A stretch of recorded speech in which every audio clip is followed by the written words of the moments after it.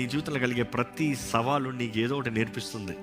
నీకు కలిగే ప్రతి ఆటంకము నేను ఏదో దాని కొరకు సిద్ధపరుస్తుంది. నీకు మూయబడిన ప్రతి తలుపు కూడా దేవుడే నీ జీవితంలో మూసాడు. నిన్ను ఎక్కడి నుండి తప్పిస్తానికి, భద్రపరుస్తానికి. నువ్వు ఆగిపోతున్నావు అంటే నిన్ను దేవుడు ఆపి పెట్టే దేవుడు కాదు, సిద్ధపరుస్తున్నాడు. దేవుడు నిన్ను విత్తింపజేస్తున్నాడు. నిన్ను విత్తువాడు ఆయనే. నీ జీవితంలో నిన్ను దాచిపెట్టి అణిచిపెట్టి నిన్ను ఎదిగేలాగా చేసేవాడు ఆయనే.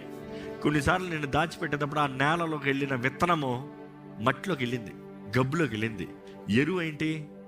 ఎరువులో ఒకటి మామూలుగా వేసేది ఆవు పేడ, అంటే పెంట నీ మీద వేస్తున్నాడు అనొద్దు. ఆ పెంటలో నుండి నీకు మంచి తీసుకొస్తాడు దేవుడు, నిన్ను ఘనంగా పైకి తీసుకొస్తాడు.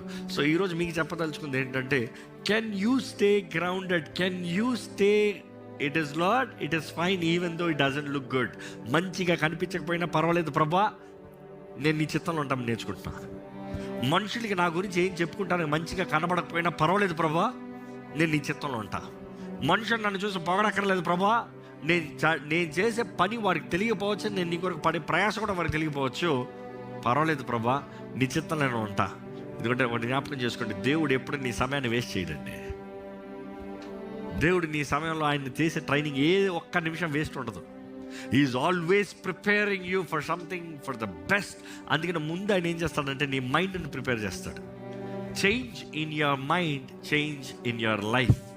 That simple it is. Change in your mind, change in your life.